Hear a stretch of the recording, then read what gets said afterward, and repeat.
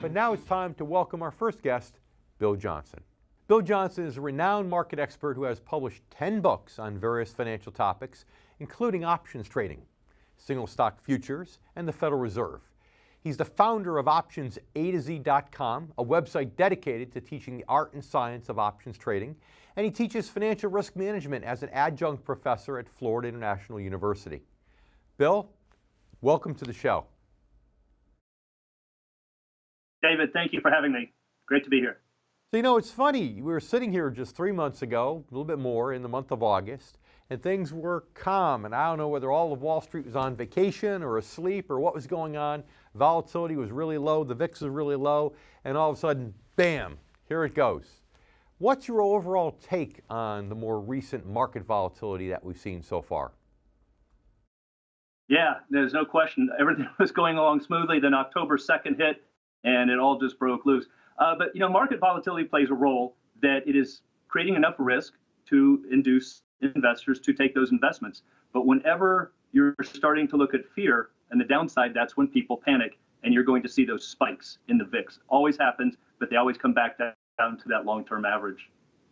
So I know as an options trader, you paid more attention to the VIX than I do or most financial advisors do. What do you think is causing this volatility? What would you say is the major driver right now, or are there more than one?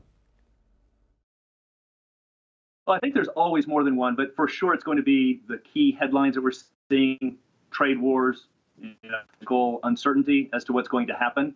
And that's always going to throw up big question marks for investors. What's going to happen to my investments? And so when that happens, people are going to sell off until it gets to a level where people are willing to take the other side. So I think it's just very simply just fear. I would have to say it's primarily trade deficits. The trade wars is the primary driver.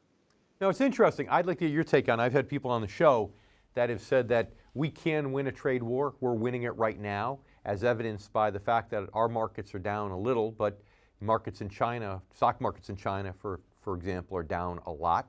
Our Sure. GDP has gone up this year, whereas China's GDP, although it's still higher than ours on paper, has come down. So what do you think? Who's going to turn out on top? Is this just a fear and eventually we're going to be fine? Or do you think we might get the short end of the stick with the trade war? Good question. It depends on how you want to define the term win. Can we come out and kind of arm wrestle China into the ground? It's a possibility. But trade wars, or quotas or tariffs, that nobody wins in those. And that's why historically they almost always break down. With a tariff, you are going to get more revenues for the government, but there's always what's called a deadweight loss to society. Overall, there's a net loss. And so I think in the long run, nobody really ever wins those. Now, it's interesting. Up until just this past week, I was concerned, my biggest personal concern, and perhaps it still is that the Federal Reserve will create the next recession and will create the next bear market in the stock market. Of course, as you know, Jerome Powell came out just over the last week and got just a little bit more dovish in his tone, which the markets seem to like. How much do you think the markets are concerned about that versus China, for example? I think it's probably carrying about equal weight. I said the trade wars were probably primary, but not far behind is the whole thing on inflation. And so, yeah, the market certainly responded well on Friday, a little more of a dovish tone. And I think they kind of had to. There's been a lot of talk about in the Fed. There's been a lot of bashing by President Trump. And even though they are theoretically independent of the president, you have to think there's still some political bias there for them to say we really can't be saying we're going to hike up interest rates here and cause turmoil in the markets. So in the 20 seconds we have left in this segment, tell us, what's your best guess? We're going to see one more interest rate bump in this month in December. How about next year? 1, 2, or 3 by the Federal Reserve? What's your best guess? Oh, that's a tough one. Of course, now they've come out and said which is a good policy that they're going to look at it on as the case-by-case basis as the information comes in. I would be surprised if you're going to see more than 2. Okay. Well, we need to go to commercial break right now. Stay with us, Bill, please. And you stay with us, too. We'll be back with more here on The Income Generation. We'll be right back.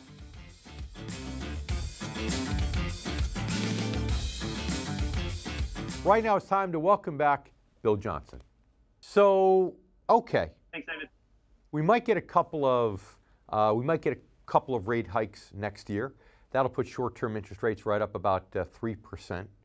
But the question is, will the long-term end of the yield curve continue to go up? You know, so far the Fed's been able to just jawbone and get the long end of the yield curve to go up, getting the bond market to sell off when appropriate and react accordingly. But will that continue? A lot of the world is still easing quantitatively. A lot of the world is not doing as well economically as our GDP numbers seem to be indicating. So what are the chances we get up to 3% on the short-term rates and we get a yield curve that's even flatter than it is today? And how big of a concern should that be for investors? Well, the flattening or certainly an inverted yield curve is usually a sign of inflationary fears. And I don't think that that's going to happen. I think we will probably start seeing some steepening of that. Like you said, we're probably going to look for about 3% on the short term. Usually 5 or 6% is considered moderate interest rates, which is one of the mandates of the Fed. So we're probably going to see them eventually work up into those ranges. And I think you'll see that long end, just out of risk-reward relationships, end up bumping up. 5 or 6% where? On federal funds rates, on short-term rates, or longer term? More short-term rates. Wow, do you think they're really going to be able to go that far? No, nothing in the short term. I'm just saying it's more of a long-term kind of historic. So we still have room, and I know we've been talking about rates, going up, and that seems to be a concern. But we're still really historically low. So I'm just saying that there is definitely room for them to rise. And of course, as you know, that creates a problem for our own beloved federal government because the federal deficit is growing. And of course, the president loves to say that if we can maintain 4% or even 3.5% GDP growth, then we should be able to really spend our way out of this, spend our way out of the deficit. Right. Are you a fan of that, or do you think that ultimately we need to get spending in order? Or can we spend our way out of it if we keep GDP at least 3% per year? Well, the thing about spending our way out of it, I'm assuming you mean by GDP or just by taxing? By GDP. By GDP, you can, but it's a big deficit, and I think the bigger concern is that you hear a lot of people saying we have to pay this down, and that really is a policy doesn't necessarily by itself make a lot of sense because it all revolves around government spending. Because every time we pay down the deficit, we're really reducing savings. So it doesn't make sense to deplete the savings to go back towards more wanton spending. I think it all has to start with control in Washington. And think about if long-term rates do get back, forget about short-term, let's say long-term rates get back to that 5 or 6% marker. What that'll do to the government's cost to carry on their debt. In the 10 seconds we have left in this block, what are your thoughts on that? Is that something we really need to be concerned about? No, that's a big myth. The cost of the debt cancels itself because if the government raises your taxes by $10, then that's a $10 extra you have in your savings that can obviously burn the T-bill rate. So those exactly cancel. So the interest on the debt is never really a concern, and that's really why the deficit is usually grossly So we need to take another commercial break. We need to leave it there for now. Stay with us. We'll be right back here on the Income Generation.